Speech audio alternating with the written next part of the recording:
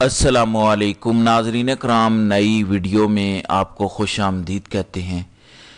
اس وقت صورتحال یہ ہے کہ پورا ترکیہ سڑکوں پر نکلا ہوا ہے۔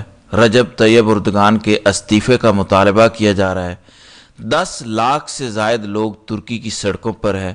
دمادم مست کلندر ہو رہا ہے۔ رجب طیب اردگان کے حوالے سے یورپی یونین کسٹم کا ممبر ملک ہے۔ دعوے یہ ہو رہے ہیں کہ رجب طیب اردگان ملک چھوڑ چکے ہیں اور طیب اردگان کا بھی اب حال بشار الاسد والا ہی ہوگا، انہیں بھی بالآخر ترکیہ چھوڑنا پڑے گا۔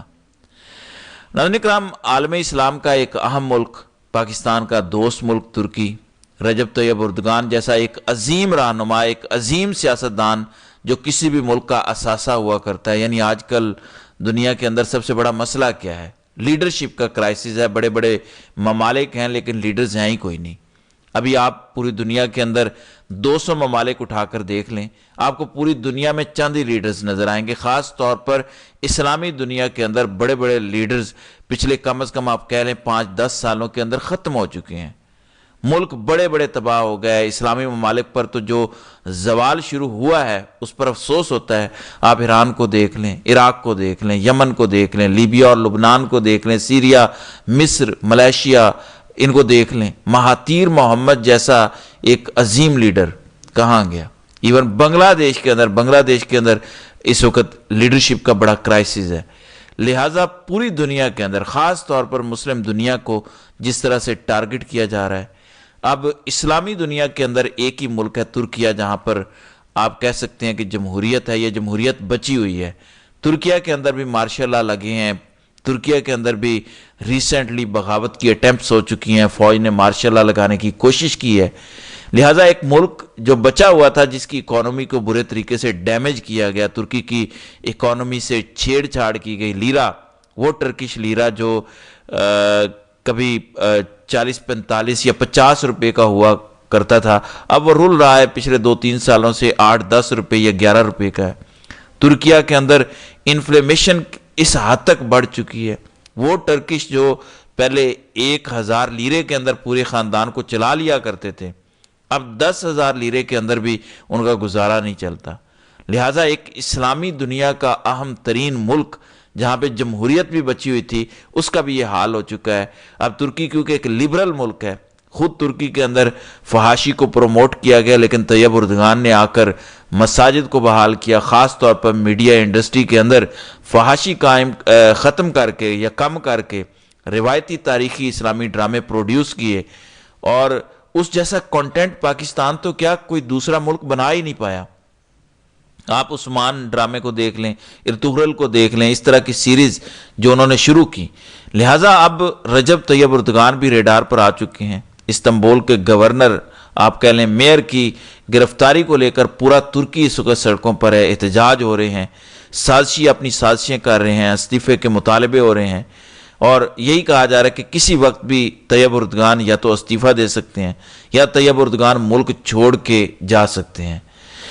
پھر ناظرین کرام، ایک بڑی تصویر جاری ہوئی ہے، بڑی طاقتور تصویر، اہم ترین تصویر، اور کئی لوگوں پر اس تصویر نے بجلیاں گرا دی ہیں، خاص طور پر پاکستانی حکمرانوں پر، پاکستان کی موجودہ حکومت اور اسٹیبلشمنٹ پر۔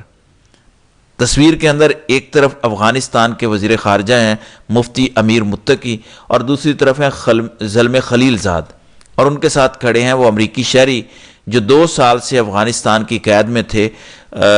زلمے خلیل زاد کل کابل پہنچے، وزیر خارجہ کے ساتھ ان کی ملاقات ہوئی، بڑی پازیٹیو ملاقات ہوئی۔ میں نے پچھلی ویڈیو میں اس حوالے سے آپ کو خبر دی تھی، میں نے بتایا تھا کہ یہ جو کہہ رہے تھے نا کہ زلمے خلیل زاد کون ہے، کہاں سے آ گیا زلمے خلیل زاد، ہم نہیں مانتے کسی زلمے خلیل زاد کو۔ لہٰذا ٹرمپ کا جو افغان طالبان سے پہلا انٹریکشن ہوا ہے نا الیکشن جیتنے کے بعد، وہ زلمے خلیل زاد کے ذریعے ہوا ہے، جو پاکستانی حکام کو 50 دفعہ کہہ چکا ہے کہ عمران خان کو رہا کرو۔ اور آپ کے اندر جو ڈکٹیٹرشپ ہے نا، یا آپ جو اپنی معیشت کا بیڑا غرق کر رہے ہیں، یا آپ جو اپنے ملک کا امن تباہ کر رہے ہیں، یہ ٹھیک نہیں ہے، انسان بن جاؤ۔ یہاں پہ کہا گیا کہ کون زلمے خلیل زاد؟ وہ ایکسپائرڈ، وہ ریٹائرڈ پرسن، وہ کیا بیچتا ہے؟ لیکن پہلا انٹریکشن افغانستان کے معاملے پر ہوا ہے، اور اس کے لیے کون آیا ہے؟ زلمے خلیل زاد آیا ہے۔ میں نے کل بھی کہا تھا بڑی اہم شخصیت ہے۔ اب آپ کہیں گے کہ تصویر کا کیا چکر ہے، ایک اتنی طاقتور تصویر کیسے ہو گئی؟ دیکھیں زلمے خلیل زاد آیا، اپنا بندہ چھڑا کے چلا گیا، پاکستان سے کیا لینا دینا؟ آپ سوچ رہے ہوں گے کہ پاکستان سے اس کا کیا لینا دینا ہے؟ زلمے خلیل زاد آیا، طالبان کے ساتھ بیٹھا، طالبان نے اس کی بات مان لی، اس کا مطالبہ مان لیا اور بندہ چھوڑ دیا۔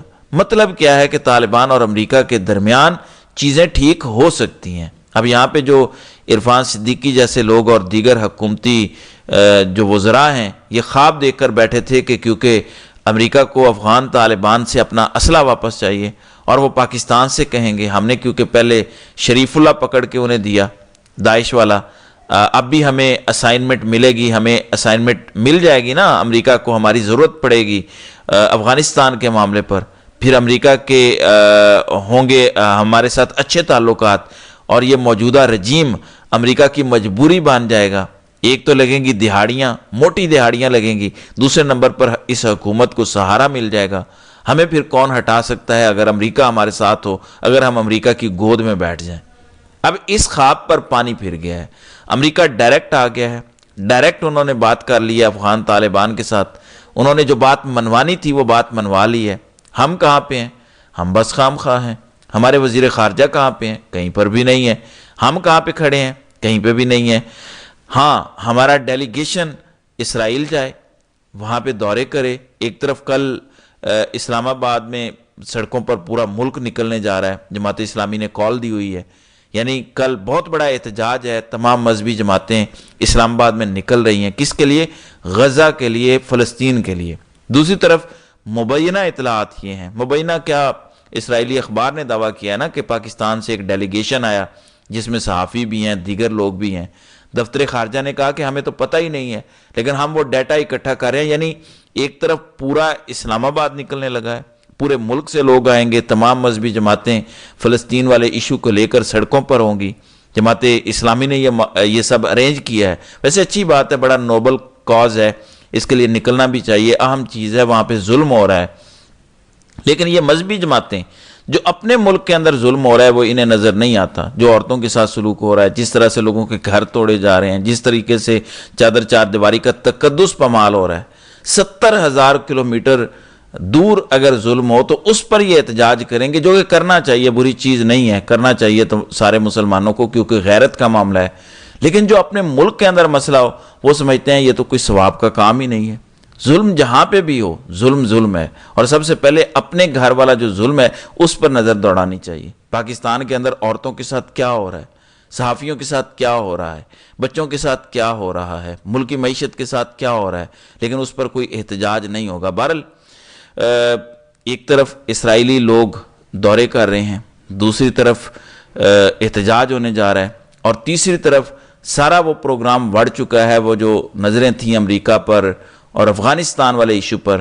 عرفان صدیقی نے کہا کہ ہم مل کے یہ سب کچھ کریں گے، امریکہ کو ہمارے ساتھ تعاون کرنا چاہیے، ہم امریکہ کے ساتھ تعاون کریں گے، مل کر اسلحہ لیتے ہیں، اور امریکی اسلحہ جو ہے یہاں پہ بارڈر پر ہمارے خلاف استعمال ہو رہا ہے، اس سے ہمارا بھی نقصان ہو رہا ہے، اس لیے ہم اس اسلحے کی جنگ امریکہ کے ساتھ مل کر لڑیں گے۔